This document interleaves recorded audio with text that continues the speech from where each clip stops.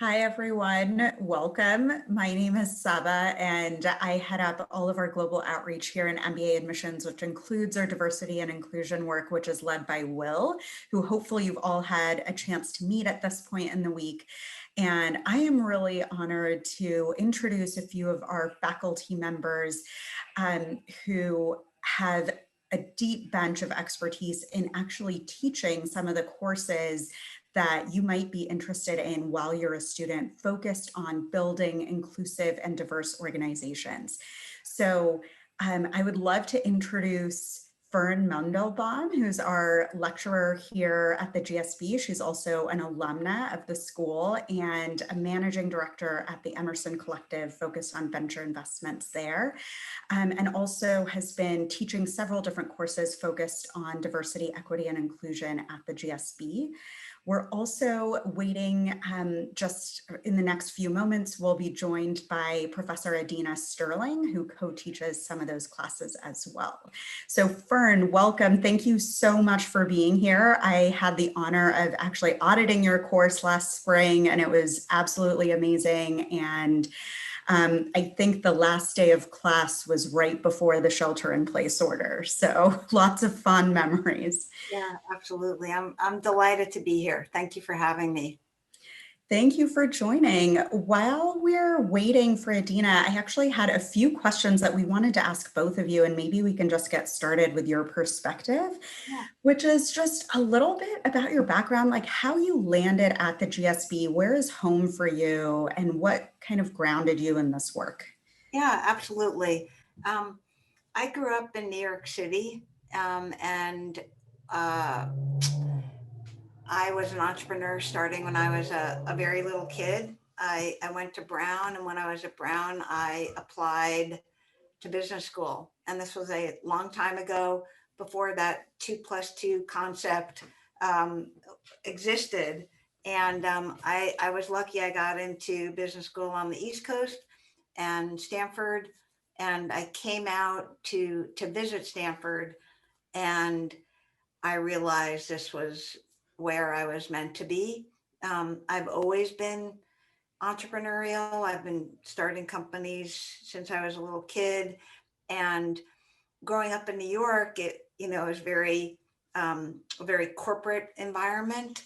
And when I got here, I realized that I could pursue what I just loved my whole life. And frankly, I never left.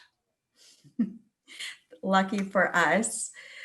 Thank you for sharing a little bit about that. And I'm also wondering if you can tell us more about kind of your expertise in teaching the courses that you teach here, kind of what inspired you, and are there any kind of concepts or models or frameworks that have been particularly influential, given that you're teaching this course now, which is, I think, after the movement for Black Lives, and it's always been prescient, but just kind of what inspired your work and your expertise and research within kind of the equity realm in particular? Yeah, it's probably helpful to explain how this course came about, and how I even ended up back at the business school. So after going to business school, I started some companies and sold them. And then I ended up what I call coaching companies, helping them raise money and think about their strategy. And then I ended up starting and joining a venture fund. And then I started another venture fund, and then I ended up at Emerson Collective, which is really an amazing place for me to be, because we care about equity and access. I can combine all of my passions. But 10 years ago, when I was investing in whatever companies, I was asked to teach a class called Entrepreneurship from the Perspective of Women. And at the time, I thought, why me? I mean, I'm a woman and I'm an entrepreneur, but I wasn't even in women in management when I was at the business school. I'd always kind of had my head down, keep moving forward. I was a poor kid. I had a lot of other things that I have been thinking about. And quite frankly, I just hadn't really noticed, or maybe it was my own bias that I didn't realize the inequities existed. And when I was asked to teach that class, I went on a listening tour, and I talked to about 300 women, and then I expanded that to people of color, in particular Black and Latinx C-suite executives, and I learned what the challenges are really that exist. And since then, I've interviewed about 3,700 people around the globe on this exact issue as it relates to equity. And the more I learned about it, the more I wanted to include that in my teaching. And so that one class has actually turned into 3 different classes. Awesome. Thank you for sharing a little bit about the background. I think that's actually a great jumping off point to talk a little bit more about the course specifically. So can you tell us more, I think, about the first class that led to the spinoff? I think we can start there. And if you want to incorporate the other electives, that's great too. But a little bit about the main learning goals, the teaching method, and we'll start there. I'll tell you about the 3 classes, and then when Adina comes, we can really hone in on equity by design. So the class I'm teaching right now is entrepreneurship from diverse perspectives. And in that class, for example, this quarter, we have 34 guests, and all of them are from what I refer to as HUGs, historically underestimated groups.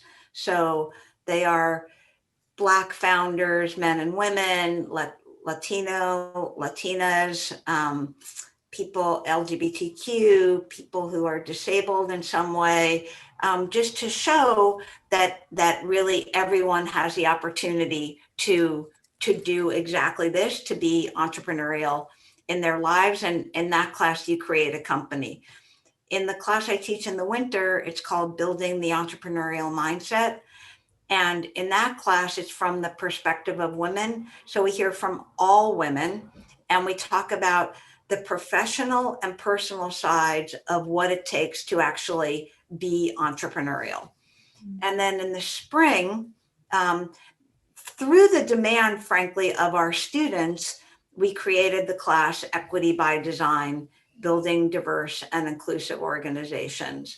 And it's very, very topical right now, but we didn't just create the class. I can't remember, is this our 4th year, Adina? I'm not exactly sure. Yeah, 4th year. Know, we love that we're doing it now, and in this very interesting time where people are very focused on the fact that systemic racism exists, but this is not a new issue.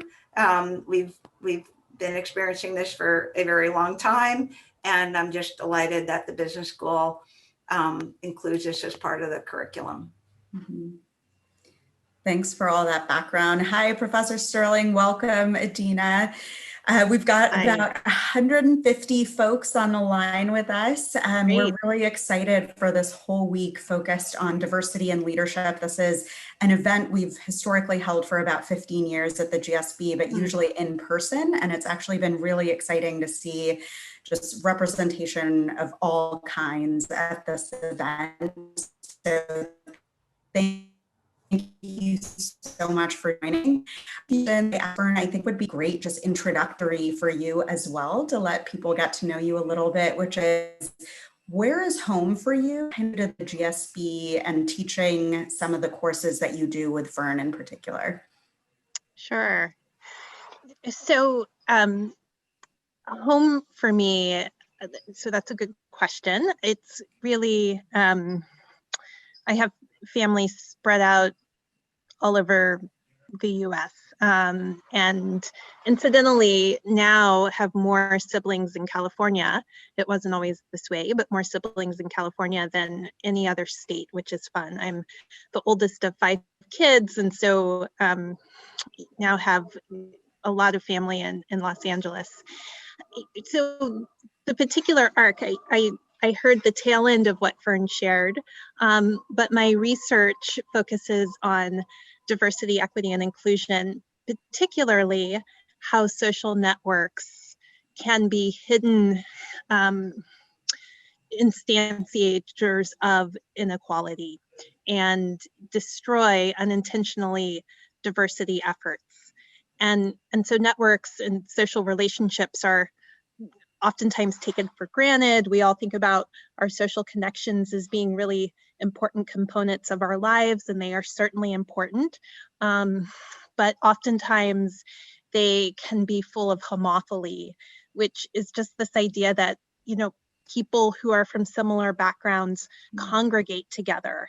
And as a result, what can frequently happen in organizations and in startups and in government, and pick your institution, is that through networks, organizations become social reproducing systems, meaning those that are already there and their backgrounds get doubled down upon, and leads to a lack of diversity, although no one was intending for that to happen.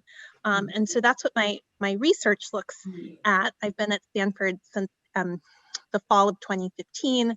And prior to coming to the GSB, I was a professor at WashU, Washington University in St. Louis in the strategy group. And yes, teach a elective with Fern, which is just an absolute delight, on diversity, equity, and inclusion, and also teach in our Masters of Science in Management program, a core course on organizational design, and I teach PhD students. Awesome. Thank you so much for sharing. And I was telling Fern earlier, when I had the pleasure of auditing the class, it was just, I think, so foundational, even for the work that we think about in MBA admissions. And I think the last class was right before shelter in place. So timely in so many different ways with all the dynamics and change that we're undergoing in the world now. I also want to just remind folks, I think, given the background that Adina and Fern have shared, a reminder that if you have any questions for our lecturers and professors, you can put those in the Q&A box, and we will be moving to questions from the audience in about 15 minutes. We were about to dive in. I think Fern was going to share a little bit more about the learning goals for the Equity by Design course in particular, teaching methods, kind of curriculum design. How did the course come about? And when you think about teaching it, what is top of mind for you? You know, I can dive in on how it came about, and I think some of the learning goals, and I think Adina can share our pedagogical approach. She'd be, yeah. So I mentioned that I taught a class called Entrepreneurship from Diverse Perspectives and Power Building the Entrepreneurial Mindset. And in both of those classes, people would often ask, well, how do we change the culture? Or, you know, if people aren't, you know, if we're not hiring certain people, and how do we promote the right people in an organization? And it sure feels like the playing field isn't level, however people would describe that. And I would often say, well, oh, hold that to the class where we're talking about culture, or oh, we'll get to that. And it became crystal clear that people really wanted to understand, you know, how could they build an organization, you know, rooted in inclusion and belonging that was truly equitable. And I decided to create a class, and I'm, you know, Adina is a professor in this area. She has been studying this you know, for many years. I'm a practitioner, so what I had experienced around the country in interviewing people, in working with companies, in trying to what I call build and expand the ecosystem, had learned about it from that perspective, and of course had read all of the research I could. So we created what we call at the business school a compressed class. So it was 2 weeks, 6 sessions. And during that class, we recognized just the thirst for this knowledge, right? To how these students could go off and either create a company where they did this, or how, as someone just joining a company, what can I do to affect that culture? What can I do to make this a more inclusive organization? And that was when I met with Adina. I knew she would be just amazing to teach this with me. Many people at the GSB had suggested I talk to her. We got together, I'll never forget it, at Coupa Cafe. And I'm not exactly sure this was number one on her agenda on things she wanted to do. But luckily, that was just the beginning of just the most incredible journey.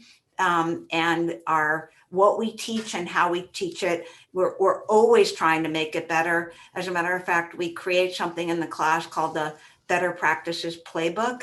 And because we don't believe there's a best practice, right? We're always learning and always getting better, even in what we teach and how we teach it. And I'll just kick it over to Adina on what we really dive into.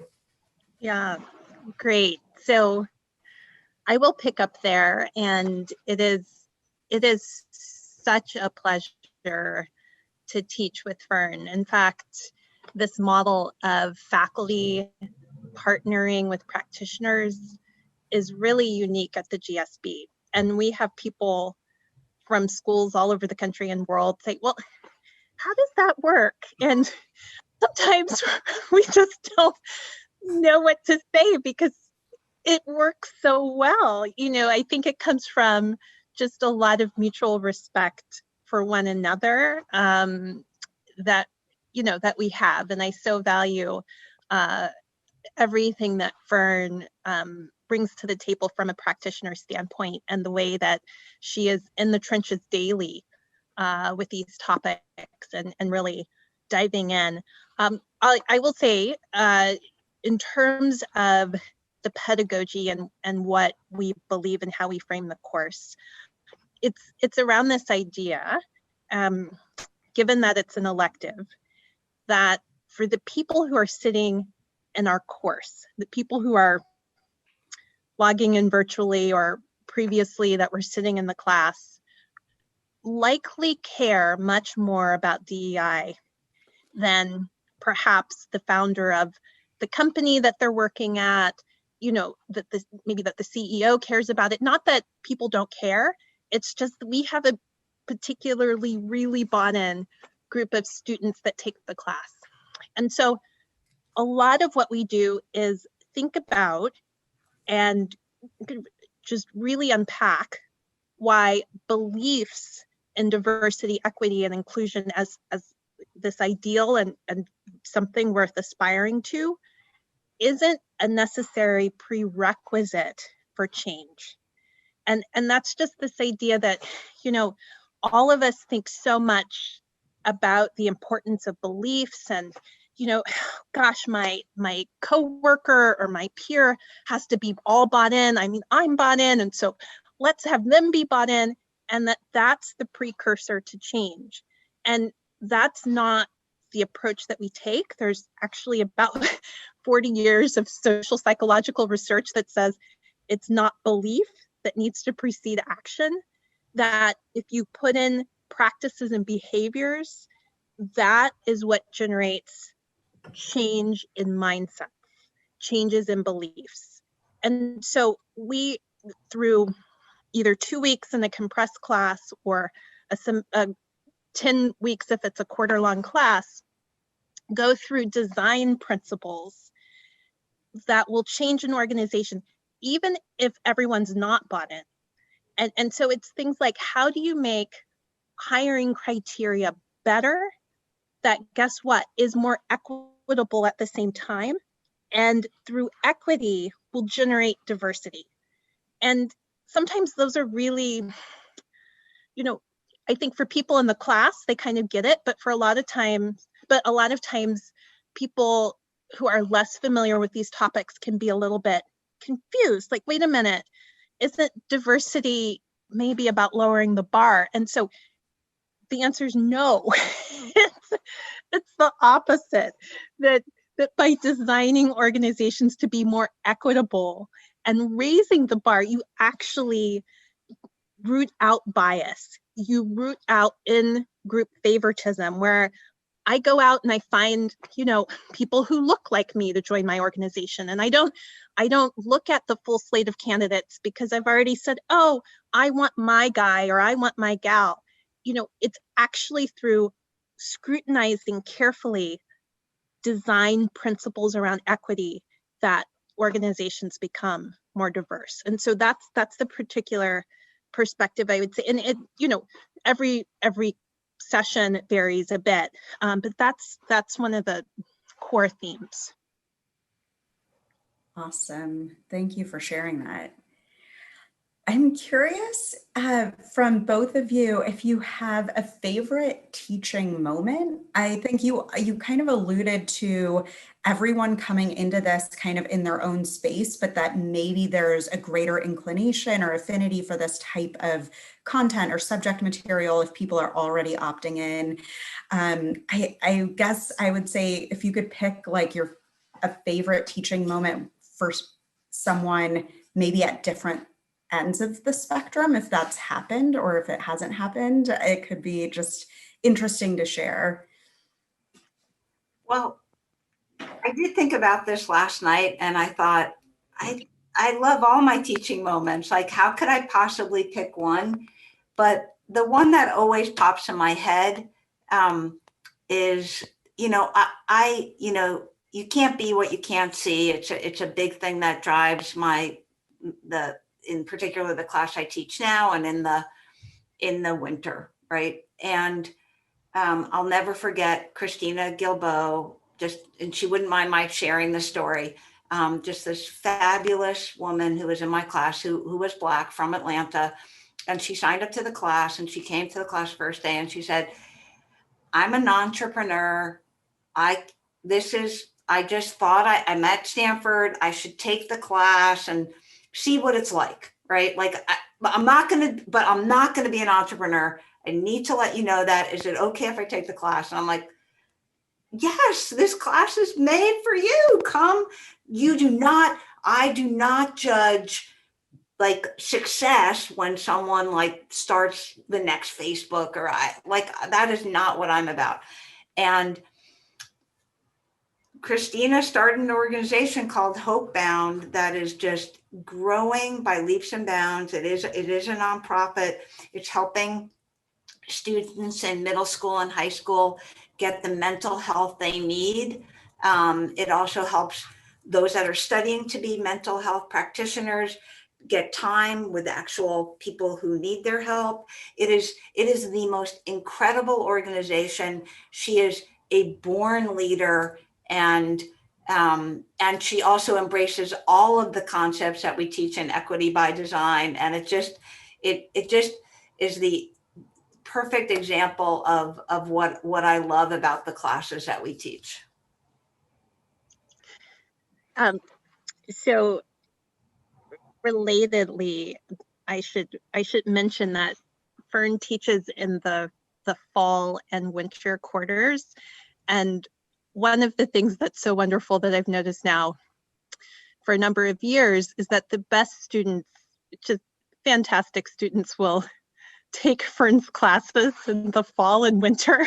And because they like her so much, they'll take these classes in the spring too.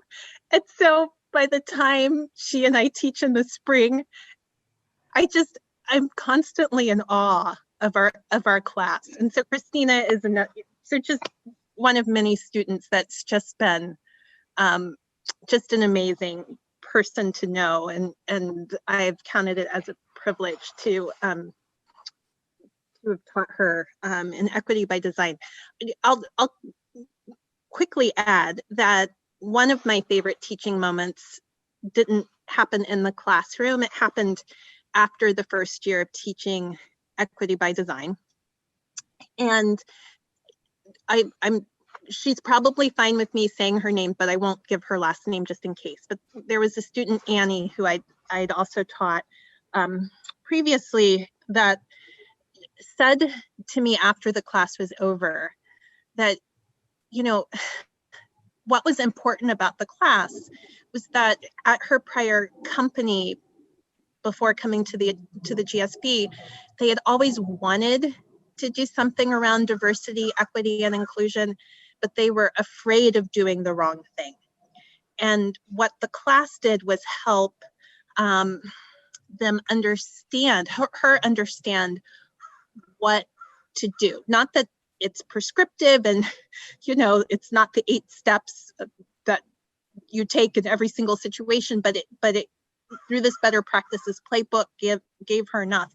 And then relatedly, I learned so much that first quarter. I taught equity by design from students in their final presentations. And so Annie, I still remember, talked very personally about her sister who had some learning challenges and what non-neurotypical people experience in the workforce. And it was from that first class that we revamped equity by design. And Fern's right, we will constantly turn over the class and make sure that we're pulling on new material and that it's relevant. But that first iteration, we really focused on, after teaching together, having as many vectors of diversity represented throughout the class as possible. And so we don't just focus on gender, we don't just focus on race, we focus on able-bodiedness, we focus on social class, I mean, it just really, LGBTQ, gender identity aspects. And that, I think, has added a lot of depth to the class in ways that has just been, for me, a pleasure to teach. Yeah, I think that was personally incredibly impactful. I remember Haben Gurma, Haben, sorry, That's okay. Sorry for mispronouncing the name, but just, yeah, I mean, the invisibility of some of the issues that continue to exist, and awareness is always being raised. But I think, you know, it's amazing that even those who are opting into a course like this, who might have some aspects on their radar already, it's just the never-ending learning. And I think. Do you mind if I tell them quickly who Haben is? Yeah, please. Is that okay? So just really quick. So Haben Girma, who we've had in the class back-to-back years, which has been great, was the first deaf-blind student to graduate from Harvard Law School. And she's a woman of color, she's an immigrant, and just one of the smartest people you would ever meet. And so we've had her come to class, and she's just incredible. But really, all the speakers we have are incredible, and that's, you know, Fern is masterful at tapping into her widespread network and getting just fantastic speakers in the class. Yeah, including some really wonderful alumni too. I remember the COO of Blavity, Erin Samuels. That was another one that just stood out. It's just really wonderful to see people go full circle from their GSB experience, which is amazing. I think this is a great point in time to pivot to some of the questions that we might have from those who are attending. So I'm going to pull up a few, and feel free, anyone who's online, then, to use the Q&A box. I have a question. We talked a little bit about just kind of what happens with careers of students who take this course, but I have a question from someone who currently works in management consulting, but is interested in pivoting into DEI focused work in the corporate world. And is there any advice that you've given to those that are looking to change a job function to be more DEI focused? This person in particular said that explaining their why as DEI can sometimes feel like a restrictive career to break into. So any advice or guidance or things that you've seen or learned from your experience? If you want to go into DEI, now is your time. There is such a need for DEI people, I would say at every company right now. So if this is something that you're truly passionate about, I think there really is no better time to do this work. Yeah, I agree. And we do spend some time on this in the class. Not necessarily now, but for too long, DEI work was sort of the office work that didn't get supported or might not be comped. And so if you're looking to move into a DEI role, I would have conversations about how that's going to add value for the company, and have those conversations so that your contributions get recognized. Not that you can't continue to do that work in tandem if you're already doing that work, but really don't be afraid to say, this work is so important. And guess what? I'm having lots of conversations about this anyway. I'm doing what we will call culture work. And so, you know, I would love to be recognized for that work in a way that shapes my specific role or function. That's great advice. Thank you.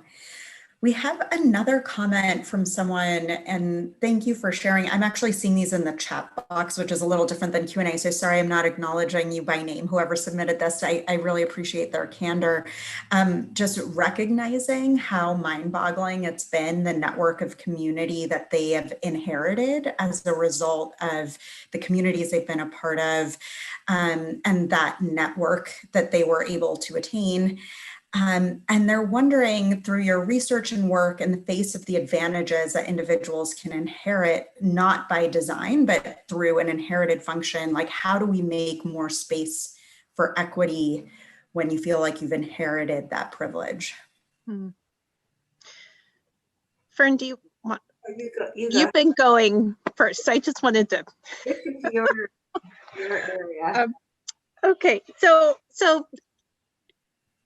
thank you to the person that that asked this question. And one of the things that I think is special about this question right now is what I am seeing, and the conversations I'm having with people. It's telling me that all of us, as we think about 2020 and what we've been through, have varying levels of energy right now. And Fern and I were on a call together a few weeks ago, and I shared this. After George Floyd was murdered, one of the things that I, with my siblings, really unpacked was just how grateful we were for allies that had energy, that they were stepping up.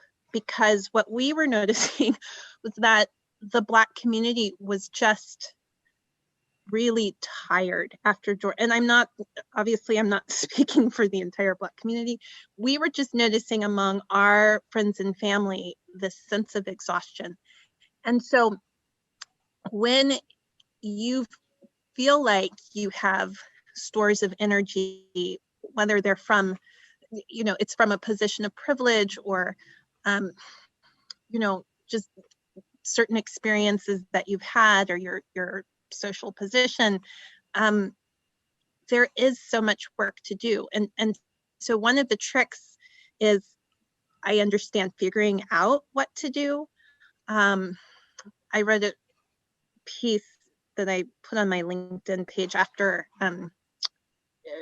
back in June, when we were all sort of at the height of tending to social justice and racial inequity in this country in the summer.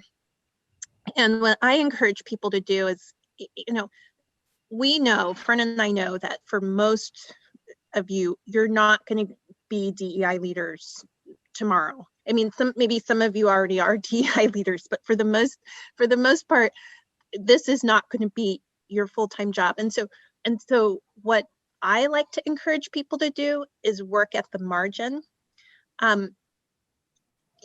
You have continued to be in places and spaces where with an equity lens, there will be all sorts of ways to use your social capital, your political capital, to speak up, to speak out in ways that advance DEI.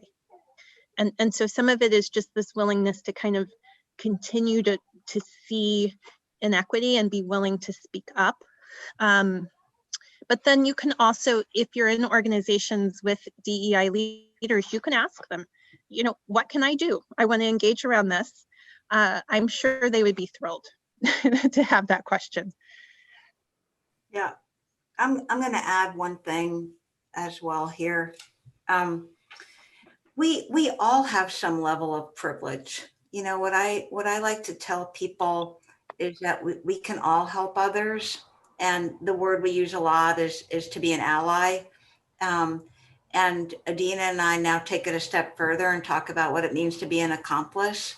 And I frankly love that word. The definition I use for it is where my success is tied to someone else's success. So it's not just a quick intro or, oh, maybe think about doing that, but like really weighing in, really trying to help.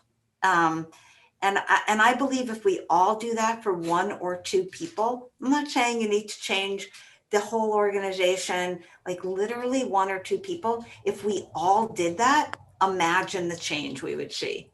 And so that is something we all can do for someone else. Beautiful. Thank you. So I'm going to read this next question exactly how it was submitted. I think there is a lot to unpack in this. So this person writes, I think Professor Sterling has already covered some, but I would like to further learn your thoughts on giving advantages to minority groups versus equity. Do you think these two conflict, and how to keep the balance? So there is a lot to unpack there. So here's the thing. I think there's a lot to unpack in the word advantages.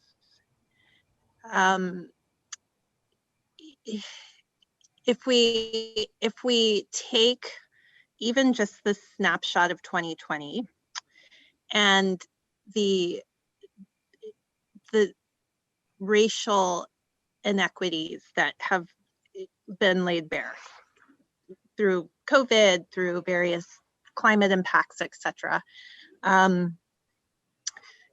It is hard to see how systemic inequities can be addressed outside of very intentional interventions. And the reason is that we don't necessarily get into this that much in the class. And so I will say with this answer, I'm speaking, I'm giving my opinions and thoughts, and these are not, I don't want to sort of imply that this is exactly what Fern thinks, or it's kind of what we spend a lot of time unpacking in the class. But I believe that you do have to focus on systemic disadvantages and remediating those. And in the background, in our lives in society, there are hidden advantages that people have based on their social class, based on their race, based on their gender identity, etc.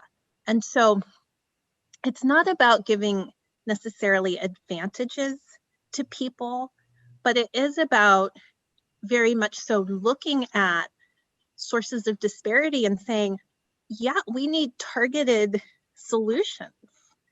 And to just sort of say one policy is going to lift all boats without focusing in on specific interventions, I just don't think that that's going to get us to where we need to be.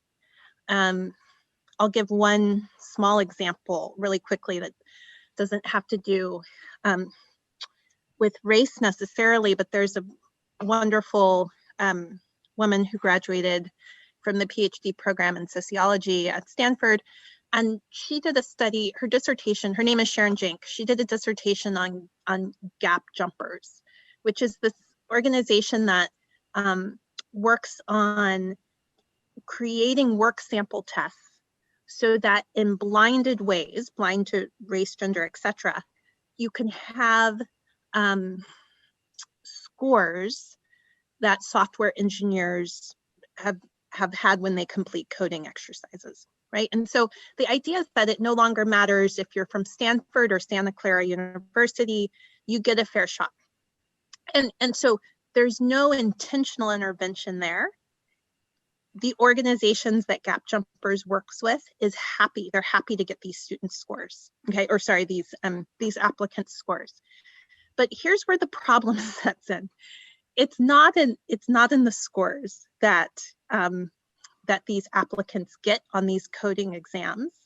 That's the problem. The problem is when they sit across from hiring managers and they're from the Santa Clara universities of the world, all of these biases come into play that affect the social interactions that happen in the context of these interviews, such that if there aren't specific interventions where you're saying, look, hiring manager, you expect based on maybe your cultural capital or training that someone walks in, they take they immediately take command of the room and you all talk about, where you went to college and what you have in common. But those processes disadvantage people from certain backgrounds. And so I do think targeted interventions and not just what I will call race blind, gender blind, social class blind interventions, I think do matter and are important. That was a long answer, sorry. That was a great, this is a really important topic. I'm going to give an example. I head up early stage investing at Emerson Collective. The venture capital industry, you have to be hiding under a rock to know that very little capital goes to women, and really any people of color. In particular, you can imagine Black women is like the lowest percentage. When I arrived at Emerson, we instituted using a rubric. This is something we talk a ton about in our class, right? Prior to making decisions, how are you going to make the decision? And the venture capital industry is fairly known for using pattern recognition, my intuition. Now, I'm not saying that that's not important and that it shouldn't be part of the rubric, but you have to decide, is 90% about the total addressable market or the team, or do they understand the customer? And so we now clearly go through that. And out of our 20 investments we've made this year, 17 are in founders from what we refer to as HUGs, historically underestimated or underrepresented groups. And 11 of those are people of color and 8 are actually Black. I had 2 of the amazing Black women speak in my class this quarter, one today, a woman named Erica who started a company called EdLift. I am not doing anything special for Erica. She raised an incredible round from just the best investors. But what we had to do was exactly what Adina said, is like not just fall back on the processes we've used in the past, which is, does Erica look like our other, investments? Did she, go to this particular school, study this particular thing, look like the other people on our website, right? That is what we do. We do it all the time. And so it's interrupting that.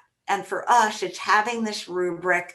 And quite frankly, after we have a conversation, we literally say to each other, now it's taken about a year, but we'll say like, did bias come into that decision? Like, how did we make that decision? How did we do that?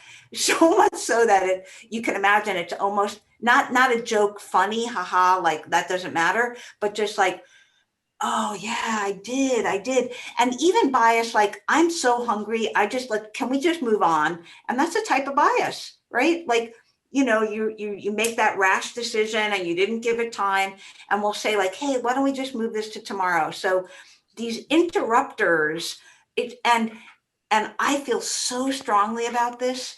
This is not special treatment. This is actually the treatment that we often give to these groups that have just gotten it, that we don't even realize, frankly, the special treatment they're getting.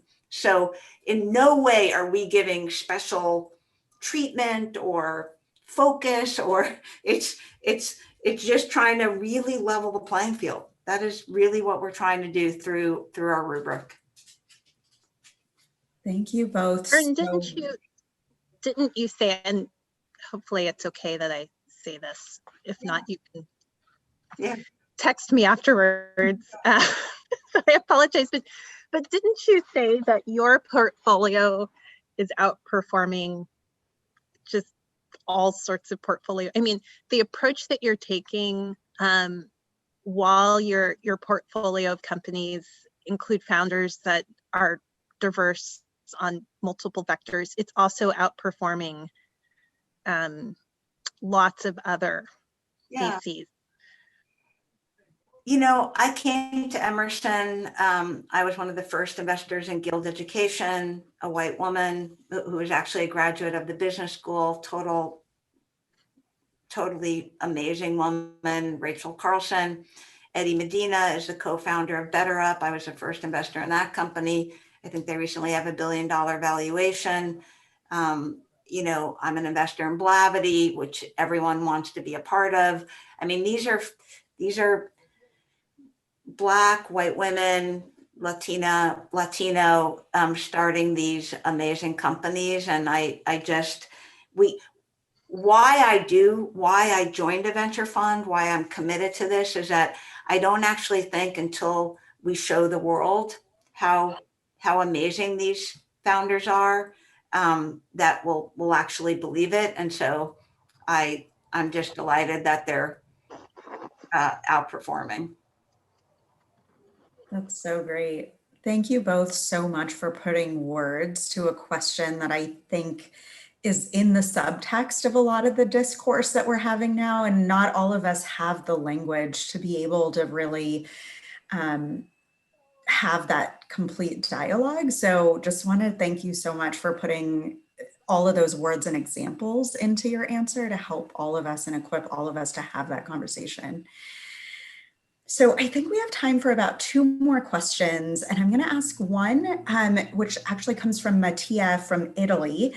And as many of you know, if you're on the call right now, the GSV is typically around 40% international students. So this is a great question asking, first of all, congrats on the course, Equity by Design. It seems really amazing. One question, how do you think future leaders can bring such values in countries that are just now experiencing a transition to multiculturality, or otherwise thinking about DEI from an international perspective, if that's something you have a take on? Mm-hmm. I mean, we, some of our best presentations, we'll see if Fern agrees, but some of the best presentations that we have had from students at the end of the quarter or the compressed class have been about this very topic. That is, students have taken these tools and these frameworks and ideas and strategies, and they have designed implementation processes and programs for their native countries. And it's just, I still remember one presentation. There were 3 members, and they each did in 10 minutes, a 10-minute presentation, their their home countries. So we had, you know, DEI applied to, I think it was Argentina, Israel, and gosh, maybe it was Taiwan. I might be forgetting the third. But this is, these frameworks are general enough to travel.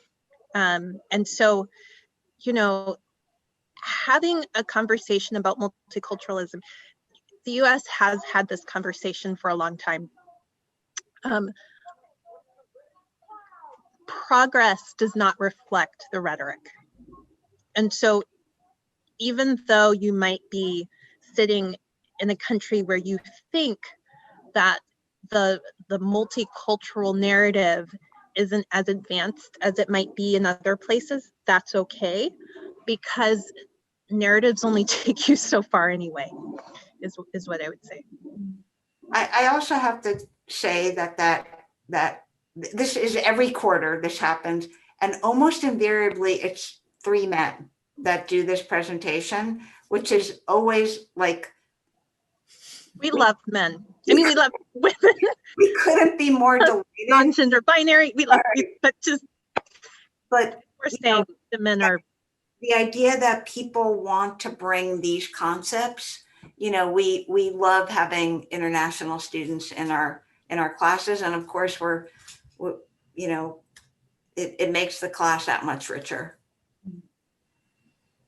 Thank you for that. And I'm going to close with a question that I think really digs into kind of the meat and potatoes of your coursework. So we have kind of themes around some questions from a few different folks talking about either being in a level of the organization where they find it difficult to advocate, or being in a company where executive leadership or other leadership isn't necessarily bought into the assumption that diversity is beneficial for companies. And I know you spend a lot of time on this in the course. And the question is, what existing research can we point to that supports the need for DEI? So it is a great question, and we do spend time on this. In fact, we role play. Fern and well, I'll speak for myself. I'm not a great actor, but we do role play this very topic because it's so important. There is research on this. There's research that indicates within teams that diverse teams come up with more creative ideas, that they're more innovative, that they're less likely to develop group think or siloing ways of thinking that cut off ideas. There is research about diversity on corporate boards and how diversity leads to better governance of organizations. But I'll just say what I find is it's not often those more intellectual kinds of studies that move the needle, you know, for leaders. Oftentimes it's conversations. And what can sometimes hold people back from a focus on DEI is that whether it's, you know, their networks haven't provided the opportunities, or, you know, whatever it might be, it's that they haven't heard personal stories from people about their experiences. Fern has a contact, and he's in my network too, but just, you know, he's at, is it eBay, Fern? Damian Cooper, you know, he likes to say, get proximate. That proximity and sharing stories moves the needle on DEI, you know, more than I think any data, more than any particular study or set of studies.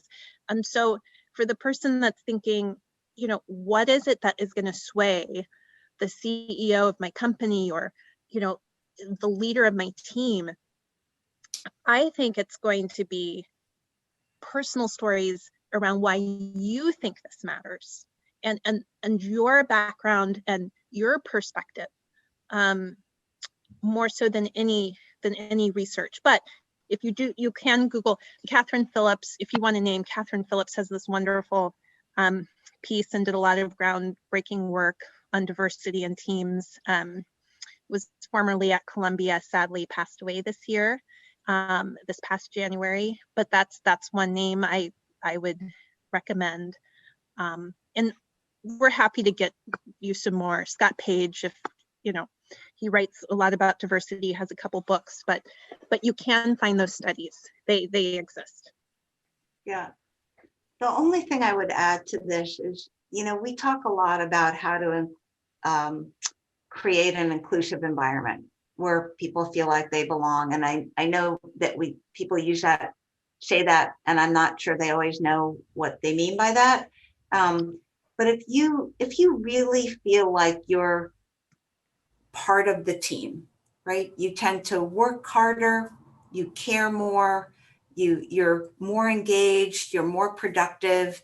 That is just better for business. And I can point to Jeff Weiner or the CEO of SurveyMonkey, like they will just talk about this, that it's just everyone is also happier, but that isn't, you know, I'm not suggesting you talk about happiness, although we care greatly about that, but they're more engaged, they're more productive, they're more creative, they're more innovative. There's tons of data that supports us. When people feel that way and that everyone can reach their full potential, they then bring in more people. The companies you're talking about are probably growth companies right now. They have to hire people. If you're hiring one color and one gender, you kind of have a limited pool of applicants. It probably doesn't reflect the customers, right? And so we do talk about these things in our class, like why it is good for business, for sure. But what Adina is saying, I've worked with companies all around the world, as has Adina. That's not what causes them to move the needle. When I share how someone on their team feels, or when they had the opportunity to really contribute in a meeting, it changed their whole perspective. They just wanted to work harder. And when they hear that and see it, wow, I mean, it's an amazing thing, and it's great for business. Awesome. Those are great words of wisdom to close on. I want to thank you both so much for taking the time to do this. I think it's a big testament to the ways in which you're advancing this work in and of itself. So thank you so much for your time and your inspiration. And I hope those of you that joined us today will at some point have a chance to take this course. And if not, stay engaged with us throughout the rest of the week to learn more about what the GSB is doing in this arena. So thank you so much.